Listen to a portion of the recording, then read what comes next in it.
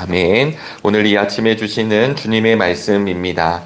여호수아 5장 10절로부터 12절까지의 말씀입니다. 여호수아 5장 10절로부터 12절 말씀, 우리 한 절씩 교독하시고 12절은 함께 읽도록 하겠습니다. 여호수아 5장 10절부터 12절 말씀입니다.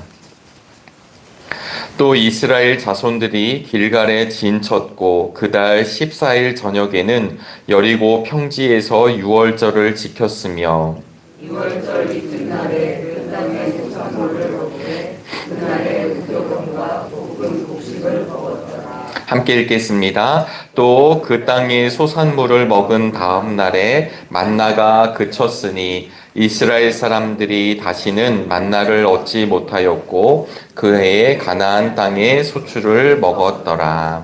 아멘. 오늘도 주님을 만나기 위해서 또 말씀 앞에 또 거룩한 전에 오신 여러분들을 주님의 이름으로 환영하고 축복합니다.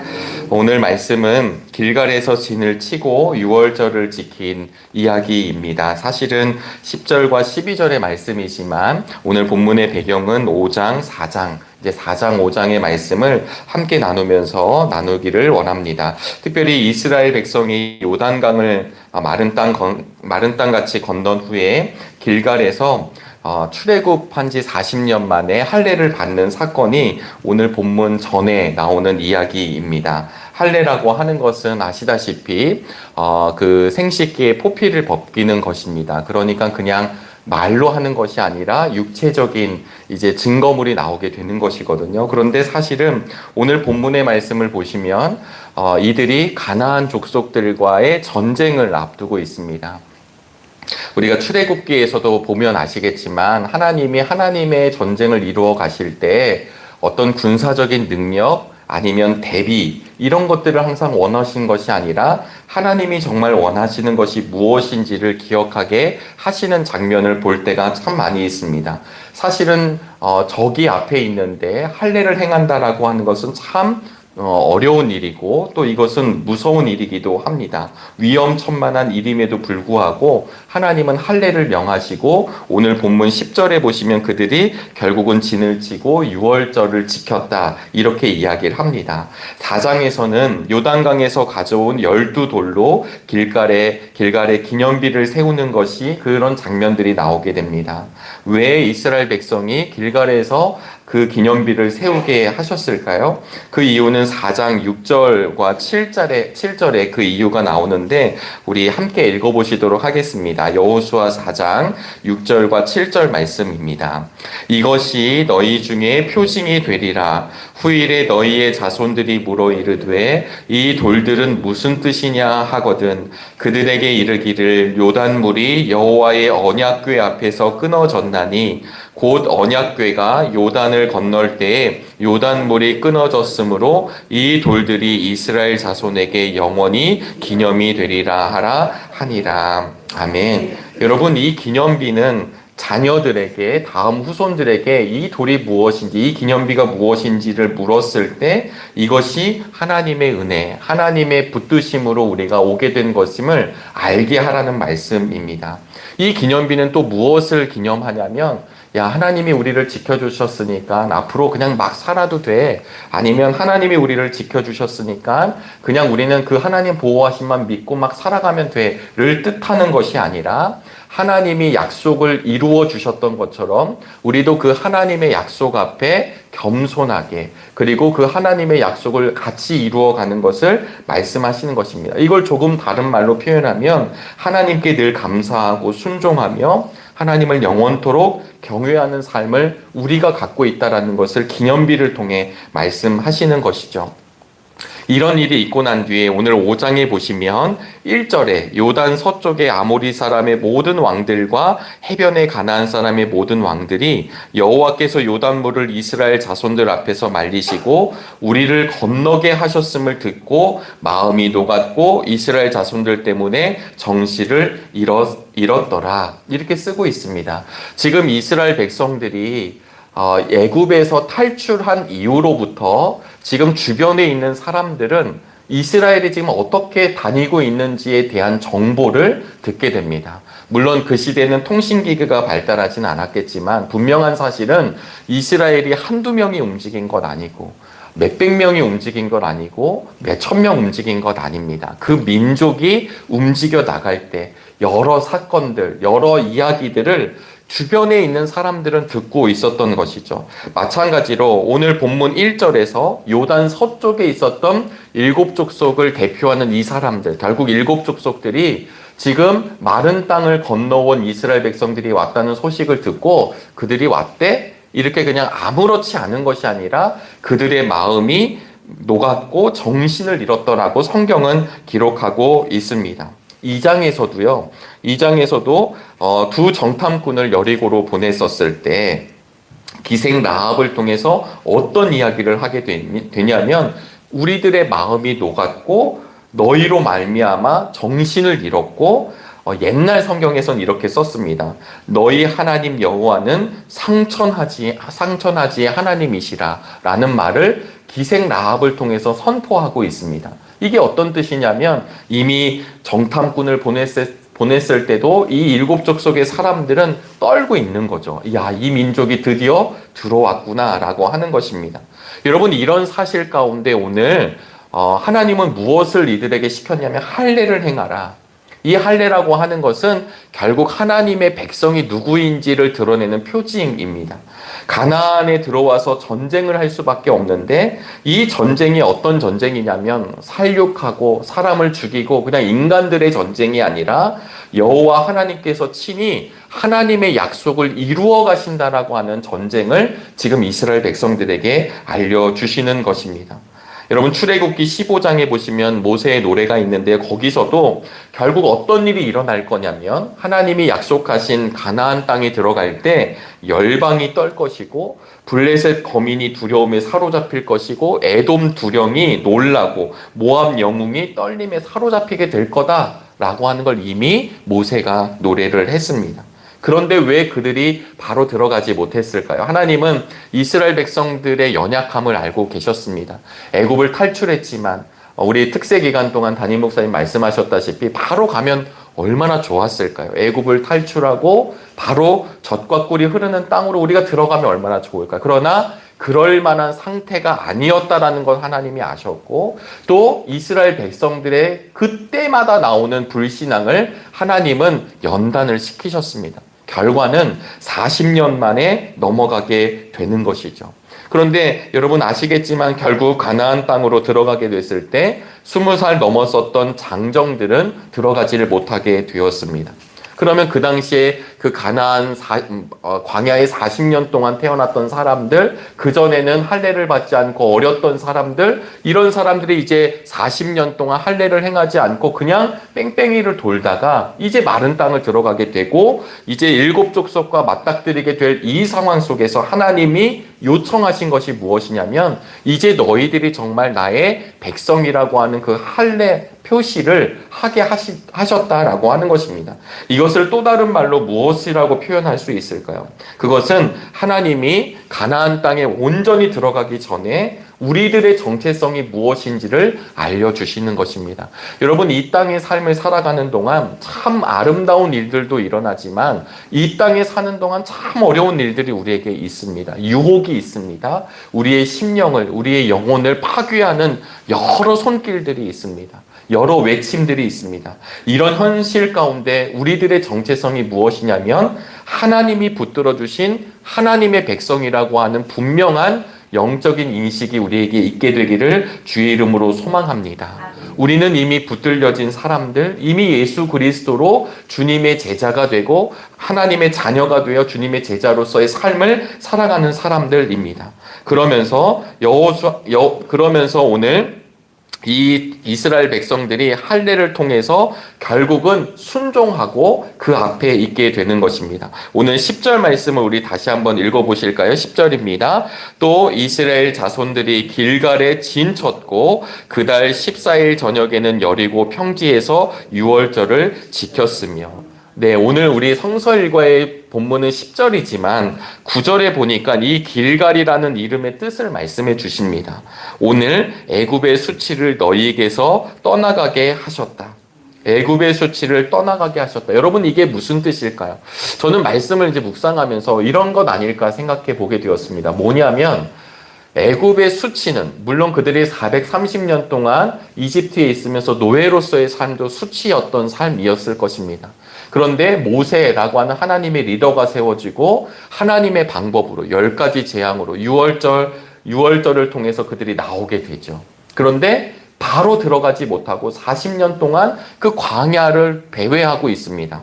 이런 모습을 보면서 얼마나 많은 애굽의 사람들이 조롱하지 않았을까요? 저들이 믿는 하나님이 구원한다고 했는데 저들이 어떤 땅으로 들어가지 못하고 그냥 저렇게 방황하고 있는 것 아닌가? 결국 쟤네들 못 들어가는 거 아니야? 쟤네들 그냥 저렇게 죽는 거 아니야? 그렇게 조롱하고 멸시했던 수많은 주변의 사람들, 우리들의 인생도 마찬가지입니다. 하나님을 믿는다 하면서 예수님을 섬긴다 하면서 정말 저 인생 잘 가고 있는 인생인가?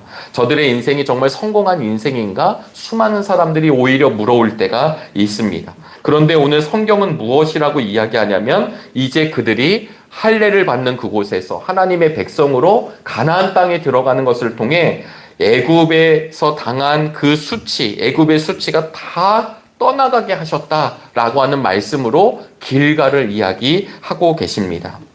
사랑하는 우리 정릉의 성도 여러분, 우리가 지금 할례를 통해 유대인들처럼 하나님과의 언약을 맺는 사람들은 아닙니다. 성경이 말씀하신 대로 우리는 마음의 할례를 받는 사람들입니다. 마음의 할례를 받는다는 것은 결국 무엇입니까?